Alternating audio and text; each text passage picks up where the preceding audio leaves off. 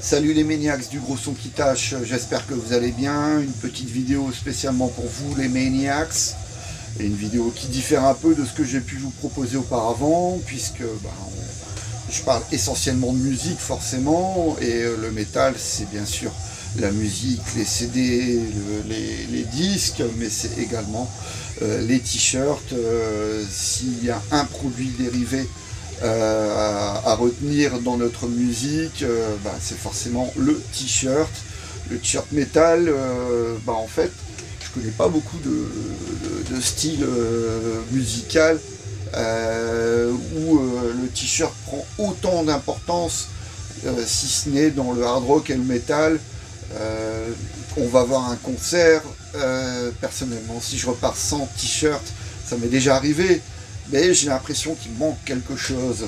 Et en fait, l'idée de parler de t-shirt métal me vient de la chaîne de Quentin, mon ami Quentin, Death Metal Émanation. Il nous a proposé un sujet récemment sur Immolation, mais il a également parlé de sa collection de t-shirts. Et j'ai une grosse collection de t-shirts et j'essaie de vous en sélectionner quelques-uns. Je collectionne les t-shirts depuis je ne sais combien d'années, mais bon, enfin mon tout premier t-shirt hard rock, c'était un Motorhead que j'avais acheté dans un marché à Royan, un transfert de Iron Fist sur un t-shirt blanc. Et j'ai vraiment commencé à m'intéresser à acheter les t-shirts vers 89, 90, je pense, ouais. Donc voilà, je vous ai sélectionné quelques t-shirts de cette période, 89 jusque maintenant. Et y a des t-shirts qui comptent plus que d'autres, mais bon, dans l'ensemble, ça représente bien ce que j'étais, qui j'étais et quels étaient mes goûts musicaux à un moment bien précis. Ok les Maniacs, on commence? Non, on commence pas. Déjà, je dois vous parler de ce qu'on écoute en ce moment pour nous accompagner. Le deuxième album de Pestilence, le groupe néerlandais emmené par Patrick Mameli. À l'époque, il y avait Marco Fédis à la batterie, Patrick Uterwijk à la deuxième guitare et le très connu Martin Van Drunen, la légende du death metal batave à la basse et au chant. C'est le second et dernier album de Van Drunen avec Pestilence, donc Consuming Impulse, paru en 1989 et produit par l'allemand Harris Jones pour le compte du label Roadrunner. Ça a été réédité depuis, il s'agit d'une réédition Hammerheart. Voilà les Maniacs du death metal old school. Allez, les t-shirts, j'en aurai des choses à dire je pense sur les t-shirts.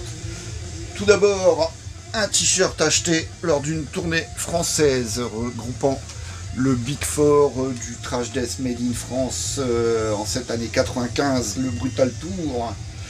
Donc il y avait No Return, Massacre, Crusher, Bloodblast et les locaux de l'étape c'était M-Ferrol, il me semble, oui M-Ferrol avec des membres de Putridophale. Donc c'est le t-shirt de la tournée que j'avais acheté à la date lilloise, donc c'était le 6 novembre 1995, un lundi, à l'aéronef de Lille. À l'époque c'était le tout nouveau aéronef, ça faisait un mois ou deux qu'ils avaient changé d'adresse, ils étaient passés au centre commercial Euralille après avoir pendant longtemps vécu rue Colson, l'aéronef. Alors ça c'était aussi une date méga ultra culte. Brutal Truth, première date française, le 1er février 1993 au Rockline de Lille. Et mon premier concert brutal avec Fear Factory, vraiment premier concert brutal, Fear Factory Brutal Truth.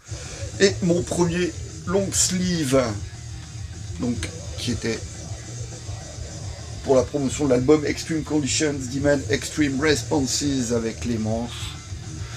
Il a vécu 93, donc voilà, 31 ans.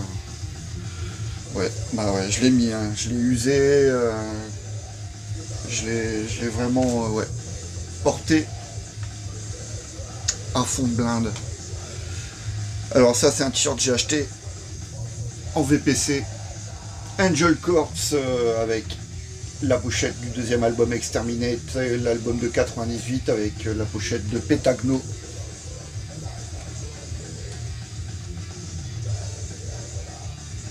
Et le bac Exterminate, donc Angel Corpse, que j'adore. Hein. Alors là, c'est un t-shirt que j'ai acheté en 1998, donc c'est mon deuxième t-shirt de Motorhead après celui de 83. Pour la tournée de Snakebite Love, No Speak with Forked Tongue Tour. Ils étaient passés à l'ancienne Belgique. Ancienne Belgique, je regarde la date, il s'agissait... faut le trouver celui-là.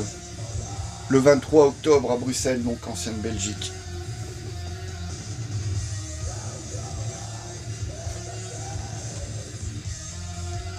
En 1997, mon premier t-shirt de Vader, il y a Morflé également.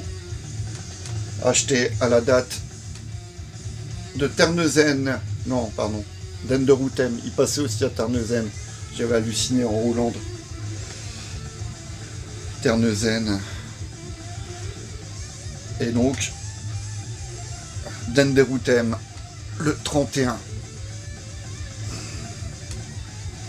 août 97, c'était une tournée européenne de l'extrême avec Malevolent Creation, Infernal Majesty, Occult, Vital Remains et donc Vader. Et il y avait encore d'autres groupes. Hein.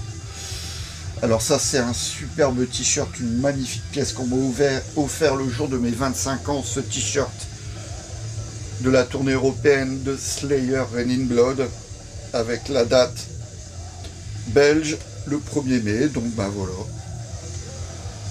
1er mai 87, vous faites le compte, 37 ans, jour pour jour, ce t-shirt a été acheté. Et on me l'a offert pour mes 25 ans, donc quelques années plus tard. C'était la tournée européenne Slayer Malice. Ah là, un t-shirt d'un de mes groupes de death brésiliens préférés, si ce n'est mon préféré. Il y a Crisian bien sûr, mais il y a aussi et surtout Rebellion. Là, je l'avais acheté alors que le groupe assurait la première partie de Vader pour l'album Burn the Promised Land. Et c'est une des rares fois où Vader s'est fait voler la vedette. J'étais conquis, donc j'ai acheté le t-shirt avec le logo de Christophe Spatzel. Et j'avais acheté le CD en 99, 2000. Là, oui. Un t-shirt qui a vécu aussi Testament, je l'avais acheté au concert le 30 septembre 97. À l'Ofterlo d'Anvers pour la tournée démonique. C'est la première fois que je voyais Testament avec démonique World Tour, et aussi il a bien vécu. Mais je suis tellement, voilà, j'étais fier de porter les couleurs, toujours en concert. Alors c'est Quentin qui soulevait une question, un sujet intéressant. Est-ce qu'on porte le t-shirt du groupe qu'on va voir en concert?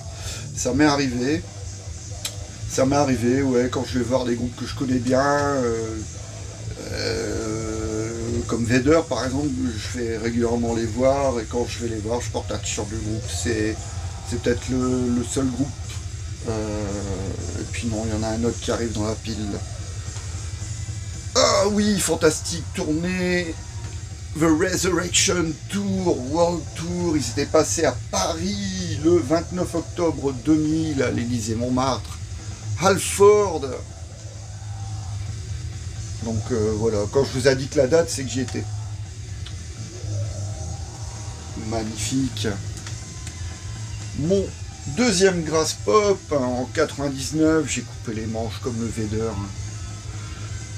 Le 27 juin 99, la tête d'affiche était Manowar, il y avait également Motorhead, Sepultura, SOD, Creator à l'époque de Endorama, donc c'était pas tip top. Hein. Il y avait Darkane, ce jour-là on avait pu entendre 2 fois Reign in Blood, puisque SOD l'avait repris, et Darkane également.